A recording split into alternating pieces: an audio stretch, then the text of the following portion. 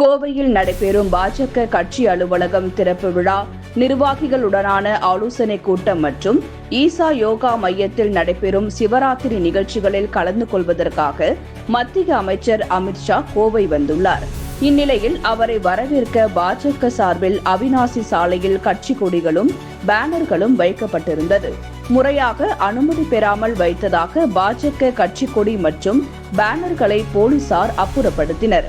இதனை கண்டித்து பாஜகவினர் மாவட்ட தலைவர் ரமேஷ் தலைமையில் அவிநாசி சாலை பீளமேடு பகுதியில் சாலை மறியல் போராட்டத்தில் ஈடுபட்டதால் பரபரப்பு ஏற்பட்டது. இந்நிலையில் பேனர்களை மாநகராட்சி தூய்மை வண்டியில் எடுத்து சென்றுள்ளனர். இது குறித்து கடந்த ஒரு வாரமாக போலீசாரிடம் அனுமதி கேட்டபோது அவர்கள் வாய்மொழியாக அனுமதி கொடுத்த நிலையில் தற்போது பாரத பிரதமர் புகைப்படத்துடன் உள்ள பேனர்கள் மற்றும் கட்சி கொடிகளை அகற்றியுள்ளனர். தற்போது மீண்டும் அனுமதி வழங்குவதாக கூறியதால் மறியல் போராட்டம் கைவிடப்பட்டது. மீண்டும் போலீசார் அனுமதி மறுத்தால் கோவை மாவட்டத்தில் பல்வேறு பகுதிகளில் சாலை மறியலில் ஈடுபடுவோம் என தெரிவித்துள்ளனர். சட்டத்தின் மூலியமாக அனுமதி கோரி வைக்கப்பட்டதை அப்புறப்படுத்தி பாரத பிரதமர் என்று பாராமல் கேவலப்படுத்தி இருக்கிறார்கள்.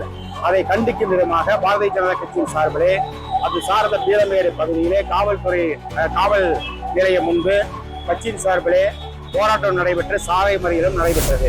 கோவையில் நடைபெற இருக்கும் பாஜக புதிய அலுவலகம் திறப்பு விழா மற்றும் ஈஷா மகா சிவராத்திரி நிகழ்வில் கலந்து கொள்வதற்காக மத்திய உள்துறை அமைச்சர் அமித்ஷா டெல்லியில் இருந்து சிறப்பு விமானம் மூலம் கோவை விமான நிலையம் வந்தடைந்தார்.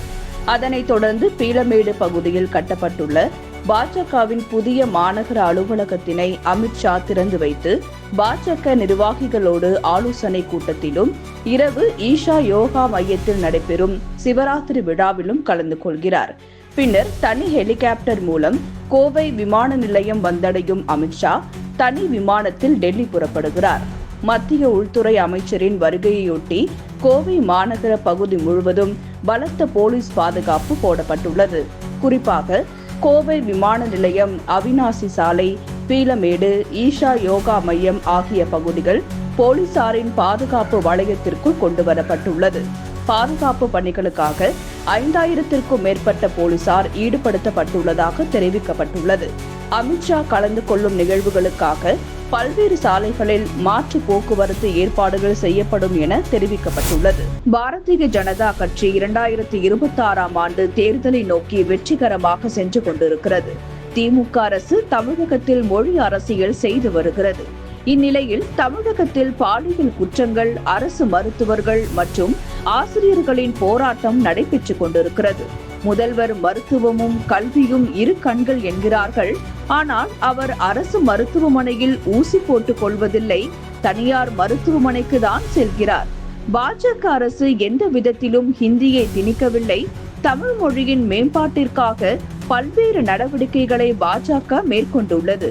தேசிய கல்விக் கொள்கையில் தாய்மொழிக்கு முக்கியத்துவம் அளிக்கப்படுவதோடு திறன் வளர்ப்பு, தொழில்நுட்ப அறிவு, விரிவுபடுத்தப்பட்ட கல்வி என அரசு மாணவர்களுக்கு தேவையாக இருக்கிறது. ரயில் நிலையங்களில் ஹிந்தி எழுத்தை அழிப்பதை ஏற்றுக்கொள்ள முடியாது.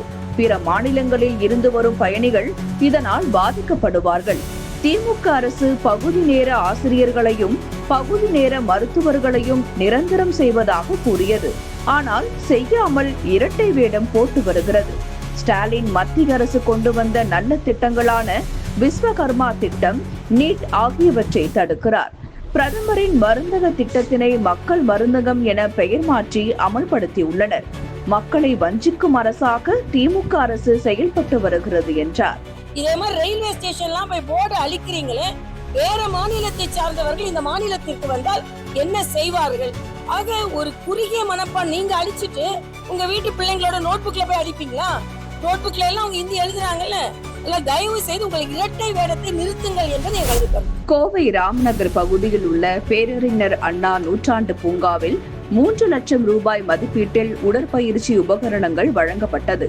இதனை தெற்கு சட்டமன்ற உறுப்பினர் வானதி சீனிவாசன் மற்றும் முன்னாள் மத்திய அமைச்சர் பொன் ராதாகிருஷ்ணன் ஆகியோர் வழங்கினர்.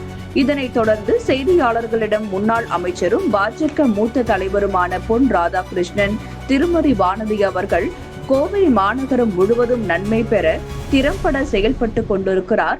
இந்த பூங்கா குழுமை நிறைந்ததாக, பசுமை நிறைந்ததாக இருக்க வேண்டும் என்பதற்காக தினம்தோறும் ஒவ்வொரு மரத்திற்கு தண்ணீர் விடுகிறோம் என்று கூறினார்கள்.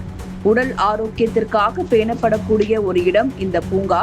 சுகாதாரம் மேம்படுத்தப்படவில்லை என்று சொன்னால் உடல் உபாதைகள் ஏற்படும் என்று பொன் ராதாகிருஷ்ணன் கூறினார்.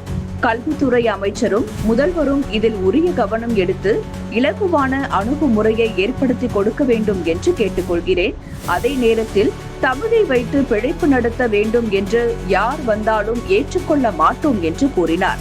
அமித்ஷா வருகைக்கு கருப்பு கொடி காட்ட இருப்பதாக கேள்வி எழுப்பதற்கு பதிலளித்த பொன் ராதாகிருஷ்ணன், பரவாயில்லை, அவர்களின் பாதி கருப்புதான், என்றுமே அவர்கள் வெள்ளையை பார்த்ததே கிடையாது, என்றுமே அவர்கள் மனம் செயல் அனைத்துமே கருப்புதான் என்று கூறினார். எந்த ஒரு விஷயத்தையும் தடை போட்டு நிறுத்த முடியாது, அனைவருக்கும் உணர்வு என்று இருக்கிறது, அந்த உணர்வுகளுக்கு நீங்கள் வழிவிடவில்லை என்றால் மிக மோசமான விளைவுகளை ஏற்படுத்தும் என தெரிவித்தார். அவங்கள பாதி கருப்பு தான். என்னைக்குமே அவங்க வெள்ளையை பார்த்தது கிடையாது, தூய்மையை பார்த்தது கிடையாது. என்னைக்குமே அவங்களுடைய மனமும் செயலும் கருப்பு தான்.